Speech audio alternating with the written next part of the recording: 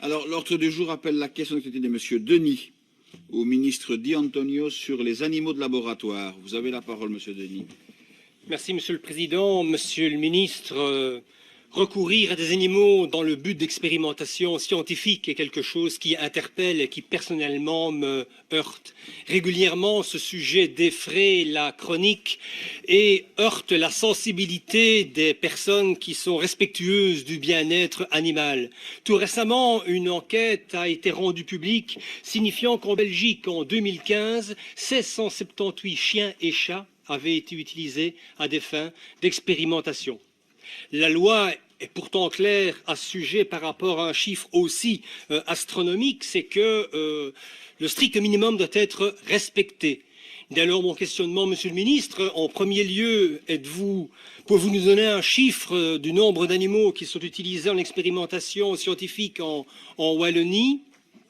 Est-ce que la stricte observance, ce strict minimum est respecté dans la plupart des entreprises et laboratoires? Est-ce qu'il y a un contrôle susceptible de dénoncer les abus en la matière? L'étude à laquelle je me réfère faisait également référence à une sous-estimation de la souffrance animale lors d'expérimentations. Et enfin, cinquième question, les laboratoires et entreprises sont tenus de mettre sur pied des commissions d'éthique. Est-ce que ces commissions d'éthique sont là aussi pour pouvoir présenter des alternatives à l'expérimentation animale et voire à diminuer le mal-être, sinon la souffrance de ces animaux? Merci pour vos réponses. Monsieur le ministre en charge du bien-être animal, le ministre Di Antonio.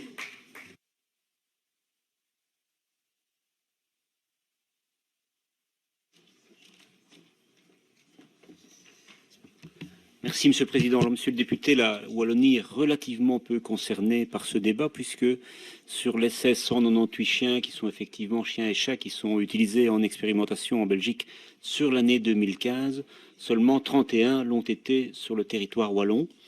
Et les 31 animaux concernés ont été impliqués dans des recherches sur la mise au point de techniques médicales ou d'expérimentation sur des molécules pour soigner les animaux. Donc c'est des animaux qui n'ont pas fait l'objet de recherches très contraignantes, puisque lorsqu'on doit mettre sur le marché un traitement pour le chien, par exemple, eh bien, on doit préalablement le tester sur un individu sain.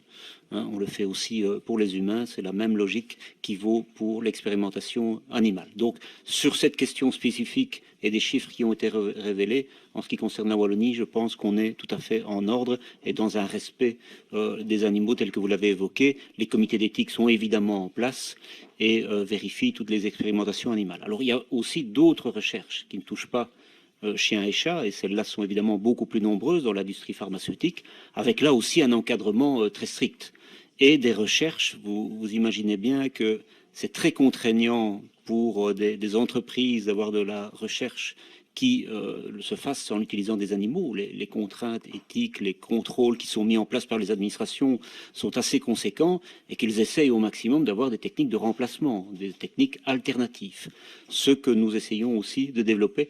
Nous aurons, si le sujet vous intéresse, un congrès assez important en fin de cette année avec l'ensemble des universités en Wallonie sur la mise au point, le développement, la dissémination aussi à travers la Wallonie de nouvelles techniques qui sont parfois encore peu utilisées chez nous, mais qui peuvent avantageusement remplacer l'usage des animaux pour la recherche. Monsieur le député. Merci, Monsieur le Ministre, pour ces réponses. Par la force des choses, la Wallonie semble peu concernée par le problème. Au-delà de ça, je pense qu'il est important aussi de conscientiser l'industrie pharmaceutique et leur comité d'éthique en particulier, afin de pouvoir évaluer les projets et véritablement améliorer, réduire, sinon supprimer purement et simplement l'emploi d'animaux qui, eux, n'ont rien demandé et on leur impose presque ces mauvais traitements. Je pense que cette suppression, cette diminution est une demande forte d'une partie de notre population qui est sensible au bien-être animal et ces conditions Oui, au-delà de la suppression, il y a évidemment la réduction et l'hébergement de ces animaux qui posent aussi parfois question. J'ai eu contact avec des associations qui justement dénoncent le fait que ces animaux sont mis dans des conditions qui ne sont pas conformes à la dignité. Et donc à travers ces questions, moi je tenais simplement à dénoncer le fait que trop de nos concitoyens considèrent encore que la souffrance animale est quelque chose qui importe peu, tout au moins moins que la souffrance humaine, et que personnellement, j'estime, Monsieur le ministre, que tout être vivant mérite le respect, et donc ma réplique vise avant tout à insister sur cette notion, parce que je trouve que celui qui ne respecte pas les animaux ne peut pas respecter son prochain.